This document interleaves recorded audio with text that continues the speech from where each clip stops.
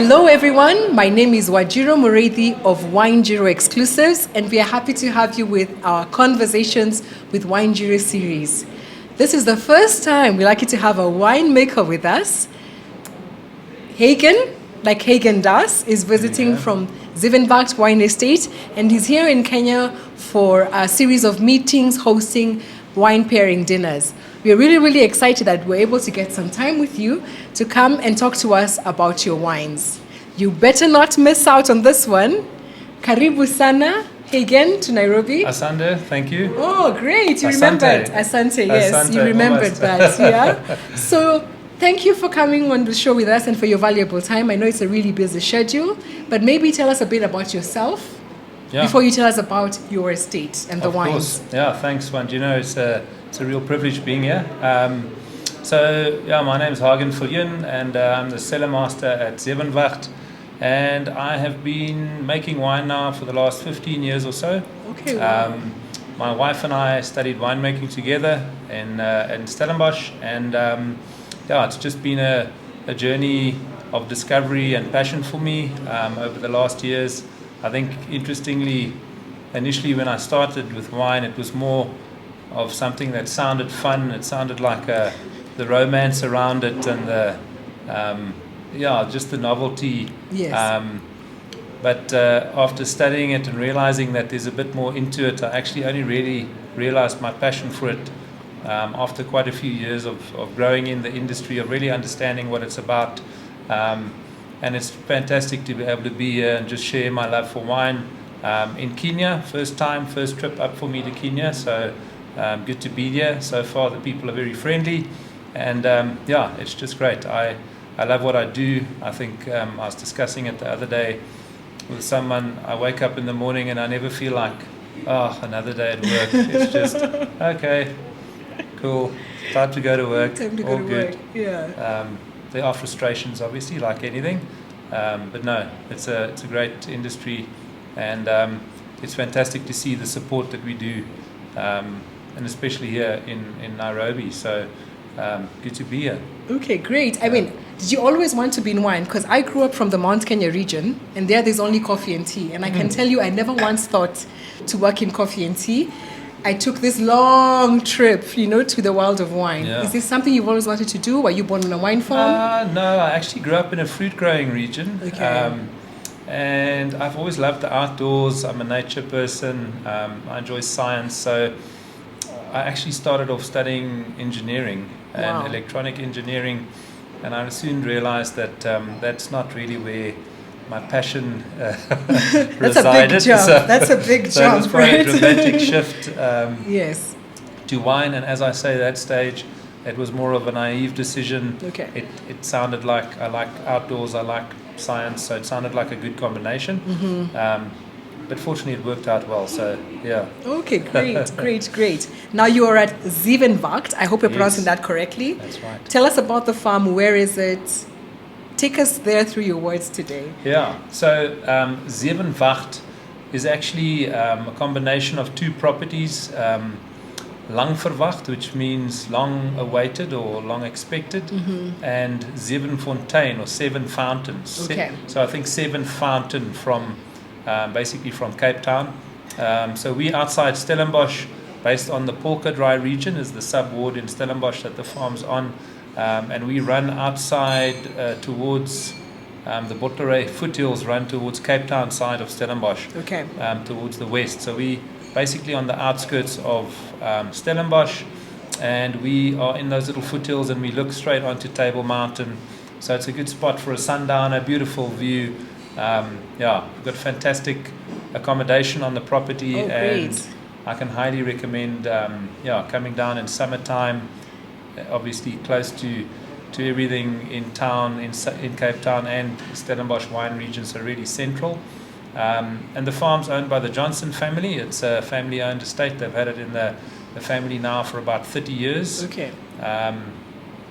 Interestingly, we are certified as an estate, so basically all our wine comes from our own farm.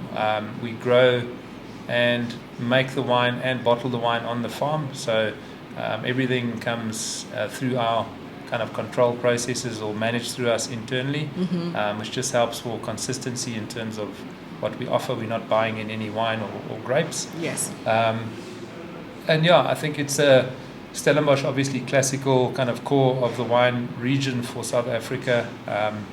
And I'd say we a little bit cooler than central Stellenbosch. Yes. But nice diversity in the Botleray Hills or the Polkadry region. A lot of new things happening, quite a dynamic region, starting to really come onto the map. So exciting times. Okay. Yeah. Great stuff. And how long have you been at the farm? I've been there now for 4 years. For 4 years. Okay. Yeah. So I know people are saying there's something in the glass, there's something in the bottle. So perhaps you can take us through, especially the Chenin Blanc, which you made yourself. Yes. And we're lucky to have here. But before you even get to the tasting, why did it have a wax cover? That's a longer story. It was actually initially the wine was made in lockdown. It was just after lockdown, and we had some supply chain issues. Okay. So getting some of our dry goods in from Europe at that time was tricky. So we decided to wax the first batch of our Chenin. So in part there was also there was a bit of a debate whether we wax or whether we put it under a capsule, but ultimately after waxing, the owner didn't really, the wax didn't go down. It wasn't waxing too well with him. Okay. So the wine's actually nowadays, it's under capsule as well. As well, okay. Yeah, so there's no, there was no special It was bridging a gap. We're Okay. doing some new top-end releases now where we might go wax. Okay. And it's purely because of the limited quantities. Okay. So from a practical perspective. No, great. I mean, it's Yeah. always a conversation starter anyway when there's a wax cover, Yeah. and of course the quote unquote difficulty of opening in relation to the Yeah. capsule. Yes. So tell us what's inside the glass. Yeah, so Chenin for me, this wine specifically is actually a bit of a passion project. I love Chenin Blanc. I think it's one of South Africa's most diverse varietals. There's so many styles you can make it into, and obviously also just the old vine heritage Yes. that we have, the rich old vine heritage under Chenin Blanc specifically. So this block was planted in 1981, my birth year. Hope I'm not giving away too much, but Yes. I still see myself as So young. that's 41 years. 40, yeah, turning 41. But yeah, so it's never been an emphasis for the farm. Okay. But when I started there, my passion for Chenin, I started putting much more emphasis in terms of the winemaking, in terms of the intentionality in the vineyard. And it's just really grown from there to be quite a strong wine for us, a strong contender.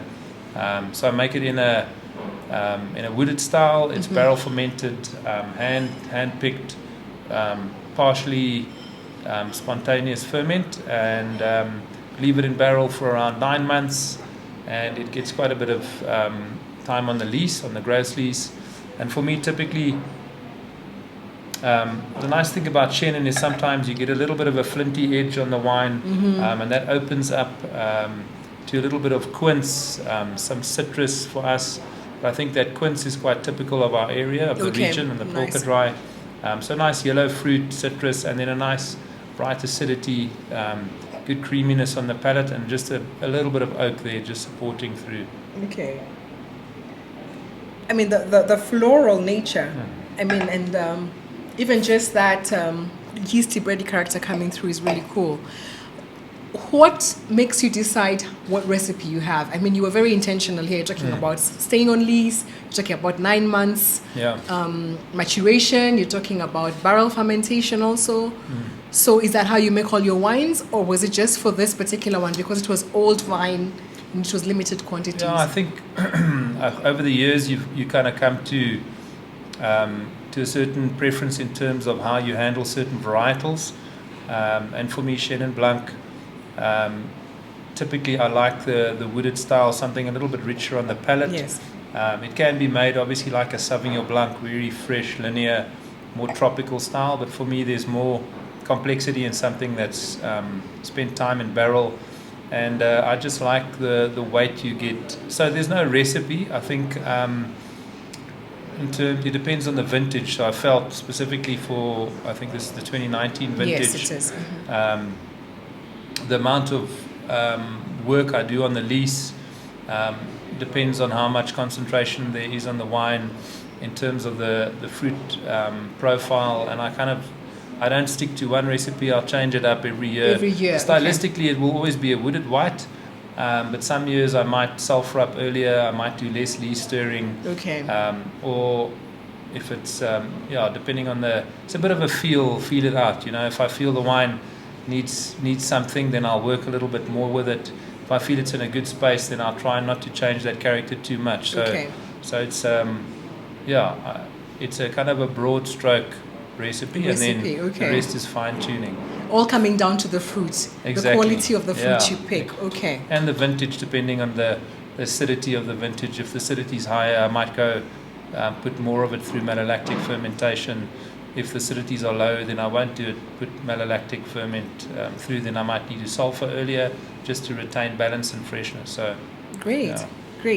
It's one of my favorites. And again, you've talked about old vine. Any vine over 35 years is considered an old vine. Exactly. And there's a heritage sticker or some certification that you get. Yes, the as OVP Old Vine Certified sticker. Yes. So I see that was removed, but you can typically it'll state the year the vintage was planted to know that it's a certified old vine. Yes. Yeah. Great. And now to the red, perhaps. I know that's not the one you made. The red's. So the red is our reserve, which is basically our Z collection reserve, which is our flagship red. So I thought it's nice to show it just as kind of the pinnacle of what we're trying to achieve to showcase our terroir on the farm. And we actually have two properties. So we've got Zevenwacht, which is on the Polka Dry, and then we've got a second farm in Banhoek. Okay. So over towards Franshoek side, Helshoogte. And it's kind of more mountainous, high up, high altitude, more heavier soils. And we get some of the wine components from there as well for that wine. So this is a 5-way Bordeaux blend, cab dominant, around 88% cab. Mm-hmm. And then just little bits of Petit, Malbec, Merlot, Cabernet Franc. And I just think it's a beautiful wine, in part because blended wines always... I think showcase the winemaker's touch more than anything else, because it's a 1% here, a 1% there, just puts your own unique kind of impression on it. So I just think a fantastic wine, and for me a nice wine to kind of reference for myself going forward as to build on. 24 months in French oak, around 60% French oak barrels, and just a nice classic style. The core of the wine is from the farm. The cab is from Zevenwacht itself. Okay. So the decomposed granite soils always lead to something a little bit lighter, more elegant, and then we just kind of complement that with some of the fruit from the higher up, more mountainous area, which is a bit bolder, a bit more structured. So I think we strive for balance in the wine. Ultimately that's hopefully what we achieve. What you achieve, yeah. So technically it's actually a Cabernet Sauvignon because it's over 85% of the dominant. Okay, great. Will you take us through the tasting as well? There we go. Yeah. I hope I didn't rush you with the Chenin Blanc as well. No. Yeah. Wow, that bouquet should be a candle. So I think typical... Obviously a wine, firstly the 2015 was a fantastic vintage for the Cape, a bit more powerful. As I said, for us there's always a bit of a classic undertone, a little bit of a herbaceous edge under the wine, which is classic for our cabs, but then a nice blackcurrant core, and then your typical graphite cigar box, kind of wet tobacco characteristics. Completely. Undeniably, that cigar, people who love cigars would love this. There we go. And I think it's just drinking beautifully for 6-7-year-old wine now. It's kind of in its prime. I think it can age up to 10 years kind of, but it's just really showing fantastically at the moment. Mm-hmm. I don't think I've actually tasted this one. This is my first time, even though the products have been in the country, I think, for over a year. Yeah. Yeah, but beautiful, beautiful, beautiful. If you think about some dishes to pair both of the wines with, what would that be? Oh, I love seafood, so I think Shannon's quite versatile. For me, I'd love to pair it with something like prawns or crayfish. Definitely can handle a little bit of spice or some, a bit of ginger. Yes. Some nice herbs with that as on the seafood side. But generally, any lighter seafood will go well with the Shannon, stuff like chicken or anything as well. The reserve, definitely a nice big old T-bone steak or something like that. Slap a big piece of meat onto it. But it would do well with some heartier dishes as well, something like a oxtail or something like that, but more of a richer stew. Those would be my go-tos. So they're definitely the classics. We do really good seafood at the coast, and they always have some coconut sauce. Oh yes. So I can imagine that kind of sauce going really well with that. And right here in the Art Cafe space, there's a butchery at the end, and they have this gigantic tomahawk steak. Oh yes, you see. Maybe I'll go order that right after this one. Ribeye on the bone will do on justice the bone, as exactly. That will do really good justice on this one. And of course, Zevenwacht wasn't your first estate. I'll actually ask you which winemaker you admire the most, either from South Africa or maybe from some other part of the world. Oh wow! There've been so many role models over the years, and I think, interestingly, I've actually learned the most from some of my winemaking friends or peers that just working and tasting together and kind of striving for that next level. So really good friends in the industries, John Damascene Wines, Donovan Roll Wines, and then probably my first mentor was Andre from Hagen, which was a baptism in fire, but definitely made an impression. And then working overseas, there are a handful of fantastic mentors. If you were not working in South Africa, where would you be? Oh, tough question. I'm putting you on the spot. I love immigration is not listening. I love Rhone wines, wine from the Rhone. But I think if I had to stay and make wine somewhere else, it might be Spain or Italy rather. Oh, really? Yeah, I loved Italy. I loved the Barolo region. It was phenomenal for me. I love the wines as well. And then I think I haven't actually been to Spain, but it's on my bucket list. It's on your bucket list. Wouldn't mind ending up somewhere there, Spain or Portugal, somewhere we're close to the Mediterranean coast. I love it, and lots of seafood too. Exactly. Yeah. Thank you so much. This is such interesting tidbits you've given to us. I know you have a really packed schedule here in Kenya, but we're glad that you were able to share those with us. What would you like Kenyans to know about South African wine in general? This is now you speaking for the industry. Sure, that's a tough one. You're the Wines of South Africa spokesperson today. Give us a parting shot. I just think, you know what? I think like the Kenyan people, South Africans are friendly. We've got so much to offer. There's world-class wine. There's so much diversity, and I can think for no other reason why one would shop around elsewhere. We've got it all. We've got it all to offer, and at fantastic value to boot. So yes, that would be it. We hope to bring a whole crowd over to the Cape Wine Show this year in October. Like you said, we should come in the summer, so we'll definitely be knocking on your doors. Be ready with the seafood and the braai. Brilliant. But thank you so much, and we hope you enjoy your stay. Karibu sana. Thank you. Okay. Thank you very much. Not to worry. I don't get it.